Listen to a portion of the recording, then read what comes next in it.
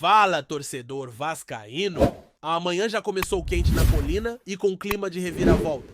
Quem achava que a história entre Jair e Vasco tinha chegado ao fim se enganou feio. A diretoria já conversa internamente sobre uma possível renovação de contrato com o volante. Isso mesmo. De renegado, a peça valorizada no elenco Jair pode seguir no Gigante da Colina e com um novo vínculo claro com um salário diferente. Eu vou te contar tudo que tá rolando nos bastidores e, claro, também falar da Copa Sul-Americana que tá pegando fogo. Os playoffs estão batendo na porta e o Vasco já tem um caminho praticamente traçado nessa repescagem. Sim, meu amigo, já dá pra ter uma ideia clara de quem pode pintar pela frente. E pra esquentar ainda mais, vamos falar também sobre o Pablo Vegetti, que fez um gesto polêmico para a arquibancada depois de marcar e tá dividindo opiniões dentro da torcida. Então se prepara porque esse Acorda Vascão vem cheio de notícia quente. Começando com a Sul-Americana, o Vasco venceu o Melgar na última terça-feira e garantiu a vaga para a segunda fase da competição. Não é oitavas de final ainda, mas é repescagem valendo vaga direta entre os 16 melhores. E olha só, enquanto o Lanús garantiu a primeira colocação do grupo e já foi direto para as oitavas, o Vasco ficou em segundo no grupo G, o que o coloca nesse chaveamento maluco que tem confronto entre os segundos da Sul-Americana e os terceiros da Libertadores. Mas calma que eu te explico direitinho. Os segundos colocados enfrentam os terceiros da Liberta e tem um esquema de ranking. O melhor segundo da Sula encara o pior terceiro da Liberta e vice-versa. E nessa conta toda, o Vasco terminou como o terceiro pior segundo colocado da fase de grupos, com apenas 8 pontos. Isso coloca o Cruz Maltino numa rota onde pode enfrentar adversários como o Independiente Del Valle, Atlético, Bucaramanga, Bolívar, Fortaleza, ou até mesmo o Bulo-Bulo, dependendo de resultados dos grupos que ainda estão em aberto. Hoje à noite, 2 grupos da Libertadores ainda serão definidos: o grupo do Fortaleza, Colo-Colo e Bucaramanga e o grupo do Peñarol, Bolívar e Olimpia. Dependendo desses confrontos, o Vasco pode acabar pegando um adversário mais cascudo, tipo Fortaleza ou Del Valle, que são os mais fortes desse chaveamento. Mas a tendência é que pegue Bucaramanga ou Bulo-Bulo, times bem mais acessíveis. E com todo o respeito, são times que o Vasco tem total condição de passar. Ou seja, mesmo sendo o terceiro pior segundo colocado, o Vasco deu uma sorte danada nessa repescagem. Se tivesse caído com o Bolívar, Bahia, Alianza Lima ou Universidade Chile, o papo era outro. Inclusive, vale lembrar que a Universidade quase bateu o Botafogo esses dias e o Central Córdoba meteu uma vitória no Flamengo dentro do Maracanã. Então escapar desses aí foi um alívio. E se tem uma coisa que ficou clara no jogo contra o Melgar, é que o Vasco quer mesmo brigar por esse título. O discurso de bastidor do Pablo Vegetti mostra o clima do elenco. Ele chamou a responsabilidade, falou em deixar a alma em campo e o time respondeu. O próprio Vegetti marcou o terceiro gol e chegou ao seu 18º gol na temporada numa fase incrível. Em apenas 29 jogos neste ano, ele já superou a média da temporada passada. Em 2024, ele fechou o ano com 23 gols em 54 partidas. Agora, com muito menos jogos, já está quase igualando. Tudo indica que esse será o ano mais artilheiro da carreira dele. Só que apesar da boa fase, Vegetti se envolveu numa polêmica. Depois do gol, ele fez gestos em direção à torcida de São Januário. Primeiro botou a mão no ouvido, depois pediu silêncio, claramente respondendo às críticas que vem recebendo, já que parte da torcida vinha pegando no pé dele nas últimas rodadas.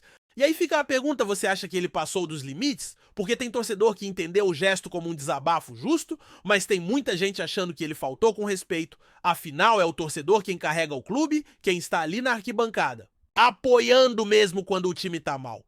E mais Vegetti é grato ao Vasco, porque se não fosse aquele último minuto de janela em 2023, quando ele quase ficou no América Mineiro, talvez hoje nem estivéssemos falando dele como ídolo ou referência do time. Poderia estar jogando Série B longe dos holofotes. Então sim, ele merece o reconhecimento, mas também precisa lembrar onde está pisando, e isso serve para ele e para outros jogadores também, como o Léo Jardim, que vive um impasse na renovação.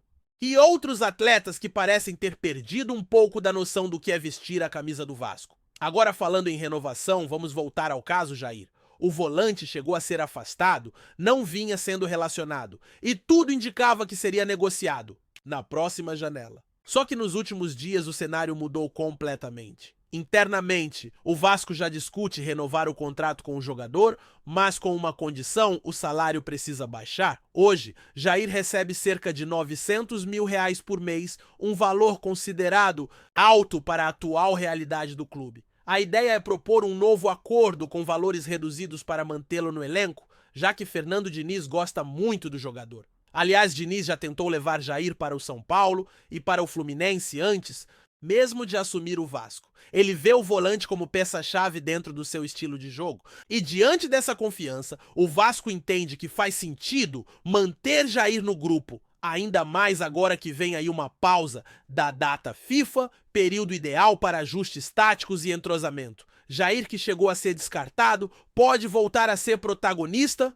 com Diniz. Claro que tudo isso ainda está sendo conversado, mas a possibilidade é real. O Vasco entende que abrir mão de Jair pode enfraquecer o elenco num momento crucial da temporada. E se ele aceitar uma redução ou acerto, pode acontecer ainda antes da abertura da janela. Ao lado de jogadores como Hugo, Moura, Paulinho e Matheus, Carvalho Jair pode ajudar a dar consistência ao meio de campo. Inclusive, Diniz rasgou elogios ao volante e disse que vê um futuro promissor também em Matheus Carvalho, jovem da base, que ainda está em formação, mas que tem muito a contribuir com o tempo.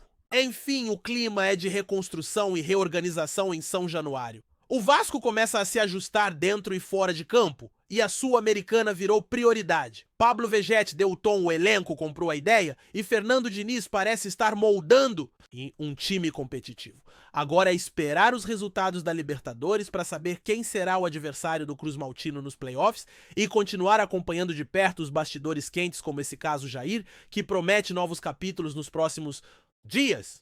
E o torcedor vascaíno tá certo em cobrar, viu? Porque enquanto vê jogadores como o Vegetti respondendo com gols, também presencia atitudes que deixam no ar um certo descompromisso de outros nomes que vestem a camisa do clube.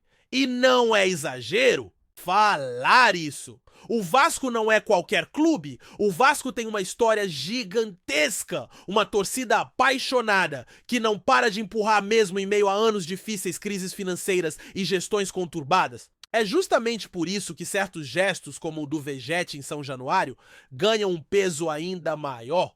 O que talvez para ele tenha sido apenas um desabafo para quem tá na arquibancada, pareceu uma afronta. E cá entre nós, se existe alguém que precisa respeitar a torcida, é quem veste essa camisa.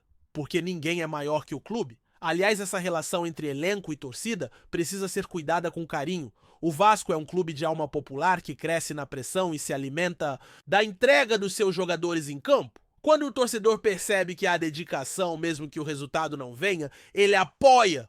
Mas quando vê jogador de salto alto aí, meu amigo, a paciência some rapidinho. E talvez seja esse o ponto que esteja escapando do controle de alguns atletas. Eles acham que o carinho da torcida vem só com gol, com drible bonito ou com vitória. Mas se esquecem que o que mais cativa o vascaíno é o suor, é o carrinho na lateral, é a briga por cada bola. O Vasco não é feito só de resultado, é feito de espírito. E se esse espírito for perdido, o time vira apenas mais um. E o Vasco jamais será apenas mais um. Por isso o momento é de atenção máxima. Estamos entrando numa fase decisiva da temporada. O jogo contra o Red Bull Bragantino já se aproxima pelo Campeonato Brasileiro e cada ponto conta nessa corrida que vai ficando cada vez mais embolada. A Sul-Americana também promete exigência total, mesmo com adversários acessíveis. Nessa repescagem não dá para vacilar. A competição é traiçoeira e qualquer erro pode significar eliminação precoce. O Vasco precisa encarar essa fase com seriedade como se fosse final, porque cada fase superada aproxima o clube de um título internacional, algo que teria um impacto gigantesco na moral do grupo, no projeto esportivo e até no resgate da autoestima do torcedor. E não podemos esquecer que enquanto tudo isso acontece, a diretoria segue em movimento. A possível renovação com Jair mostra que o clube está atento à montagem do elenco. O próprio Fernando Diniz deixou claro que confia no jogador e que acredita na sua utilidade dentro do modelo de jogo que ele quer implementar. E olha, se tem alguém que sabe tirar o melhor de volantes com bom passe e leitura tática, é o Diniz. Mas tudo depende, claro, de o jogador também querer. A bola tá nos dois campos, o Vasco mostra disposição para manter o atleta, mas desde que ele aceite se encaixar na nova realidade do clube. Não dá mais para pagar salários astronômicos para jogadores que não entregam na mesma proporção. Essa negociação, inclusive, pode virar uma espécie de modelo para o futuro. O Vasco precisa aprender a equilibrar a ambição esportiva com responsabilidade financeira. Não adianta montar um elenco caro e se afundar em dívidas. O torcedor quer títulos, mas também quer ver um clube sustentável que planeja, que respeita os próprios limites e que cresce com os pés no chão. Se conseguir fazer isso, o Vasco pode voltar ao seu lugar de protagonismo de forma sólida, sem depender de soluções milagrosas ou apostas desesperadas. E falando em aposta, vamos voltar a falar de quem está rendendo dentro de campo. Pablo Vegetti. Apesar da polêmica vem sendo um dos pilares da equipe, seus números falam por si. São 18 gols em 29 partidas na temporada, uma média altíssima. E o mais interessante é que não são só os gols, mas a postura em campo. Ele briga, se entrega, se posiciona bem, incomoda as defesas adversárias e ainda lidera o grupo fora das 4 linhas. Foi o autor do discurso inflamado antes da partida contra o Melgar.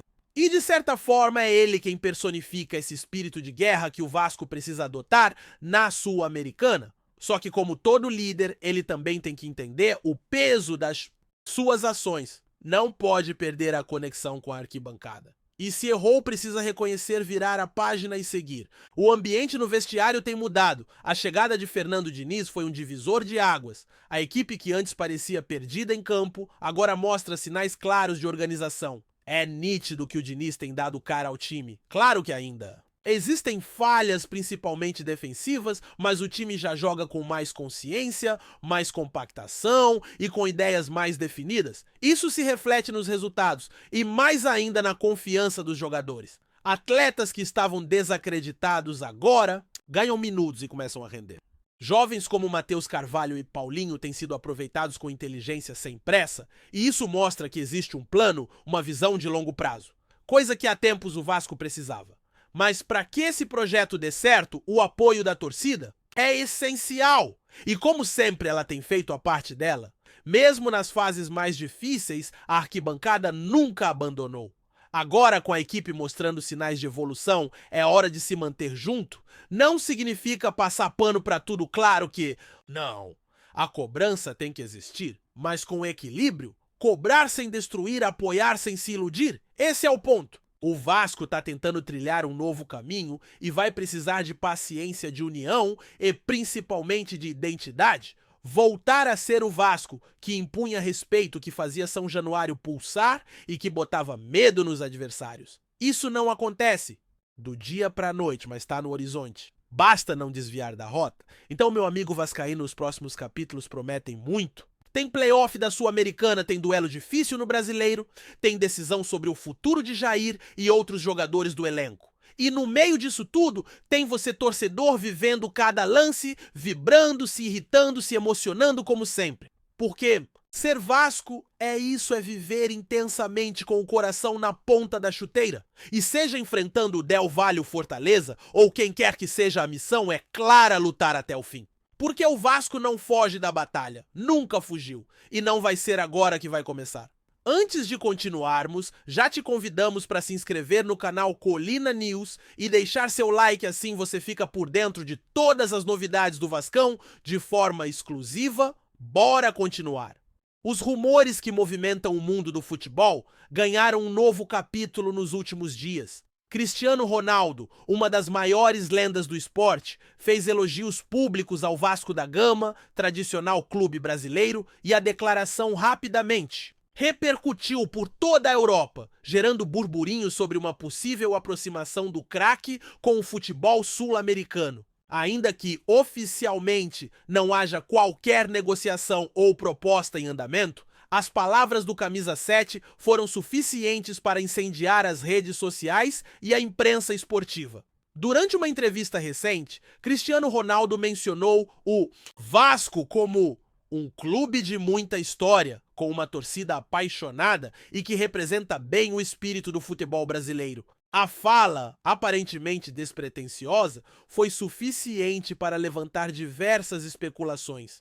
Principalmente porque o jogador sempre demonstrou admiração por equipes tradicionais ao redor do mundo. O impacto foi imediato. Jornais de Portugal, Espanha, Itália e Inglaterra estamparam a repercussão da fala, alimentando o imaginário dos torcedores vascaínos e reforçando a mística que envolve o clube carioca. Não tardaram a surgir teorias sobre o motivo do elogio. Alguns especialistas sugerem que Cristiano Ronaldo poderia estar sinalizando uma futura incursão no mercado brasileiro, seja como atleta nos últimos anos de carreira, ou, quem sabe, até mesmo como embaixador ou investidor, como tem acontecido com outras estrelas do futebol mundial.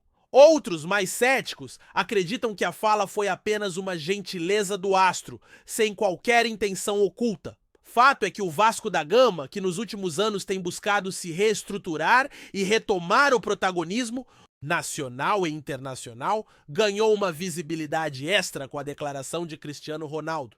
A torcida cruz-maltina, sempre muito ativa nas redes sociais, abraçou a repercussão com entusiasmo, criando campanhas e até montagens que colocam o craque português vestindo a camisa do gigante da colina. Enquanto a especulação segue ganhando força, o próprio Vasco tratou de responder com bom humor.